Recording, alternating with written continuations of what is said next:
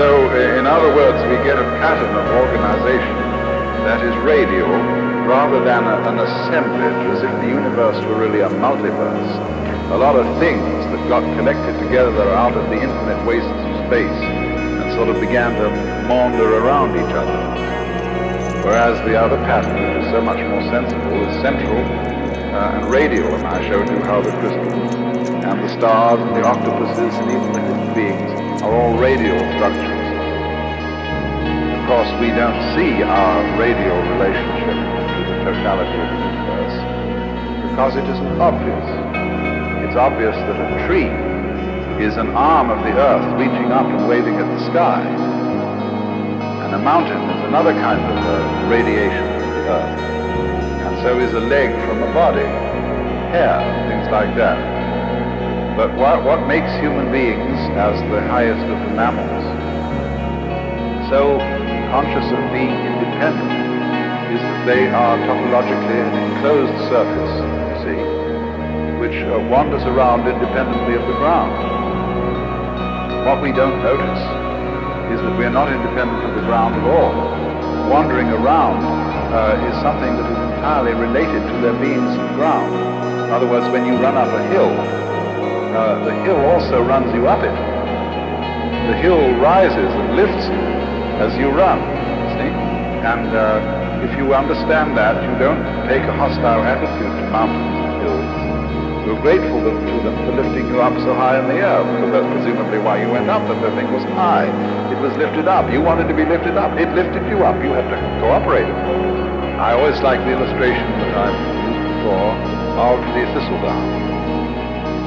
Thistledown, too, comes moving through the sky. I once was playing with it, and just came out of the blue sky and caught it and pulled it under my nose, and it started to pull to get away. It looks as if it were a butterfly or something. It pulls away when you catch it by the leg. And I thought, oh, of course, that's not the thistledown, it's the wind. Well, which was it? You know, in a famous debate that was settled by the sixth patriarch of Zen, there were two monks arguing, and a flag was flapping in the wind, whether it was the wind or the flag that was moving. And he said, it's neither, it's the mind. And so in a way, the same thing was true about the thistledown. Mind, because which point of view will you take, which attitude of mind will you take towards this? Is it the wind moving the thistledown?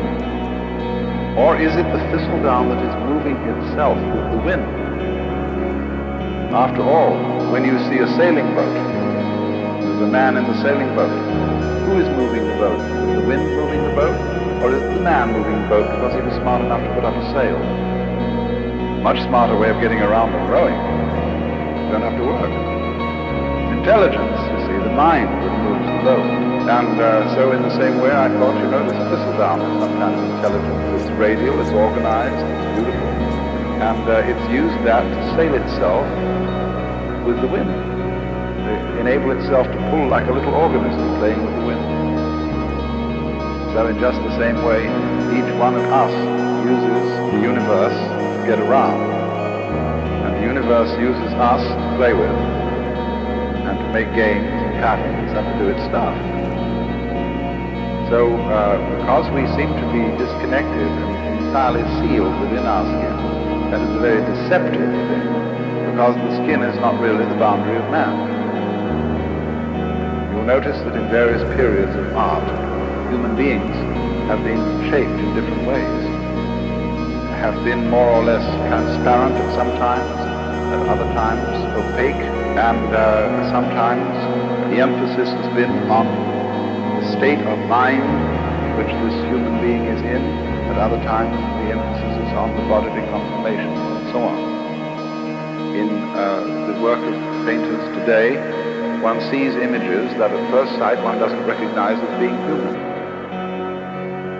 There was an exhibition at the Museum of Modern Art in New York some years ago called The New Image of Man, and these things didn't look like human beings at all. Some of them did. That's because what does a human being look like? That depends on your point of view. You see, if you are prejudiced that a human being is only what is inside his skin,